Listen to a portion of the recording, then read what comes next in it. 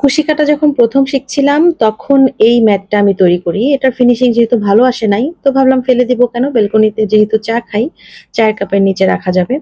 তো আজকে শুক্রবার, আজকে অনেক কাজ করলাম। বিশেষ করে ব্যালকনির আমার কারেন্ট সিচুয়েশন হলো, এই যে স্ট্রবেরি গাছগুলা বীজ থেকে হইছিল একসাথে একটা টবের ভেতরে, সেগুলো আজকে আলাদা করছি। তারপর এখানে অনেক ফাঙ্গাস, কীটনাশক দিয়ে পরিষ্কার করা হইছে। আজকে আমার হাসব্যান্ড অনেক হেল্প করছে। তো দেখো বাইরে অনেক তপ্ত গরম ছিল আজকে। দুপুরবেলা একটু বাহিরে গেছিলাম। আমার লাউ গাছ হইছে। আমি দেখে তো খুব খুশি। এই গাছটা হবে বলে আমি আশা করি নাই। শীতের মধ্যে একটুও বাড়তেছিল না। তা এখন হঠাৎ করে দেখি এত বড় হয়ে গেছে। আল্লাহর রহমত। ভালো লাগলো। বিকালবেলা তোমরা কে কি নাস্তা করো বলো তো? কুশি কাটা সেলাই শেষ করে আমি একটু নাস্তা বানাতে গেলাম। আগে থেকেই শিখাকে বলে রাখছিলাম যে চালি কুমড়া বা চাল কুমড়া তোমরা কি বলো, সেটাকে বেগুনির মতো করে স্টাইলে ভেজে মাঝে মধ্যে বিকালে আমার হাজবেন্ডকে দেই। তো ভাজা পোড়া পছন্দ করে।